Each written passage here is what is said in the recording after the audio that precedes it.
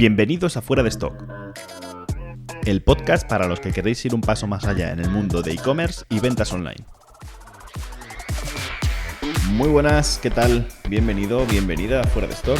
Soy Emilio Miguel, SEO Manager en Orgánica, y hoy vamos a hablar sobre el sitemap para e-commerce. Este archivo que, tantos problemas puede generar y sobre todo para la gente que está iniciando, muchas dudas también suele causar.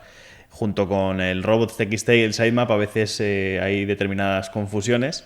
Entonces, vamos a intentar hablar en profundidad sobre este archivo, qué es, para qué sirve, y también vamos a comentar algunas consideraciones que debemos de tener en cuenta si queremos trabajarlo correctamente. En primer lugar, ¿qué es? El sitemap no es más que un archivo que contiene un listado de todas las URLs que componen un sitio web. Lo que va a hacer este archivo es que facilita el rastreo de estas URLs a los robots. En ningún caso va a suplir nunca el proceso de rastreo normal dentro de un website, es decir, el descubrir nuevas URLs en base a rastrear el contenido e ir viendo los enlaces internos y navegando, sino que va a ser algo complementario. Es decir, si tú tienes mal trabajada tu arquitectura web, tu enlazado interno, tener un sitemap nunca va a cubrir esa carencia y seguramente termines teniendo problemas de rastreo y de indexación, pero sí que será un buen complemento este archivo si tú ya estás haciendo el trabajo correctamente. Yo recomiendo que todos los e-commerce o todos los sitios web, independientemente del tamaño, trabajen correctamente, tengan un archivo sitemaps, porque siempre va a facilitar que los robots encuentren y puedan acceder a las URLs de nuestro proyecto. Es verdad que en las directrices de Google dicen que si tu web está correctamente trabajado el enlazado interno y tiene menos de 500 URLs, que no sería necesario trabajarlo, pero en mi caso yo con cualquier proyecto siempre lo trabajamos.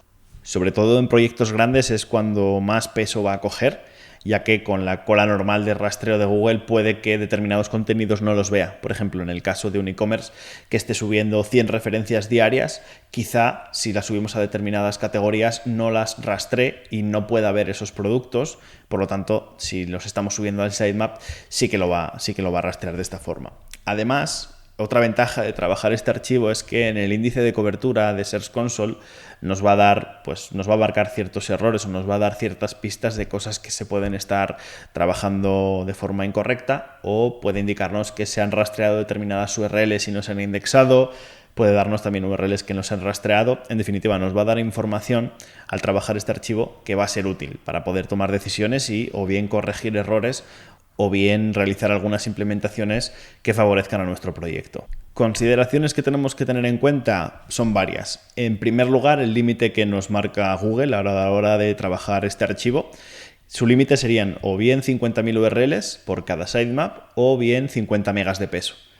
Cuando excedemos una de estas dos cifras, es decir, en archivos muy grandes, lo que debemos de hacer es segmentar ese sitemap en varios, de tal forma que deberíamos de hacer un sitemap principal, un índice de sitemaps que se conoce, y dentro de ese indicar los diferentes sitemaps que componen el proyecto. También es común, dependiendo de cómo se gestiona el e-commerce, el tipo de web que sea y demás, que aunque no se llegue a este límite de 50.000 URLs, se fraccione el sitemap en varios para intentar identificar problemas de indexación o de rastreo en determinadas partes de la web.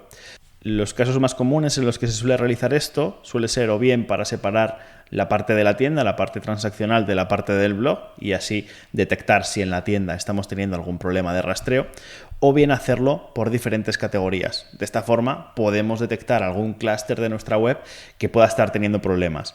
Imaginaros un proyecto que tenga 20.000 URLs, realmente no tendría esa necesidad o esa obligación, entre comillas, de segmentar el archivo, pero puede que tomen la decisión de hacerlo pues precisamente para esto, para detectar posibles errores que le pueda marcar Search Console en cada uno de los sitemaps, y de esta forma va a facilitar en gran medida el encontrar estos problemas y darle una solución. A través de Search Console hay un apartado específico donde podemos enviar el sitemap o los sitemaps en el caso de que tengamos varios, y de esta forma digamos que Google ya sabe a qué URL tiene que acceder para rastrear todas esas URLs que componen el archivo. Además de recomendarte enviarlo a través de Search Console, suele ser común indicarlo en el archivo robots.txt al final del mismo archivo. Bastaría con poner sitemap, dos puntos, y la URL donde está ubicada el sitemap o los sitemaps que estemos utilizando. Consideraciones bastante importantes, porque muchas veces nos encontramos con este tipo de errores en clientes. Debemos de tener en cuenta que solamente deberían aparecer URLs canónicas dentro de este archivo. Es decir, URLs que tengan el canonical apuntando hacia otra URL no deberían de aparecer. Debería de aparecer solamente la URL final, por así llamarlo, esa URL canónica. Tampoco deberían de aparecer URLs que tengan etiquetas noindex o URLs que causen una redirección hacia otra. O incluso hemos visto también casos en los que hay URLs que generan un enlace roto. Al final, si nosotros incluimos estas URLs dentro del archivo, sería un poco contraproducente, porque por un lado le estamos diciendo a Google que nos interesa que rastree esas URLs, pero por otro se va a encontrar o bien con que no es la URL canónica final, o bien que está generando una redirección o un enlace roto. Por lo tanto, al final les estamos perdiendo hacer un poco el tiempo a los robots, y esto va a afectar negativamente a nuestro proyecto, sobre todo cuando se genera o cuando se da en muchas de las URLs. Espero que con este episodio se hayan aclarado bastantes aspectos del sitemap. Ya sabemos qué es, para qué sirve y cómo debemos trabajarlo, por lo menos en líneas generales, porque después hay muchísimos casos dependiendo del proyecto y cómo se esté trabajando. Pero bueno, espero que os haya servido. En el próximo episodio vamos a tener un invitado especial y vamos a estar hablando sobre venta en e-commerce. Así que no te lo pierdas.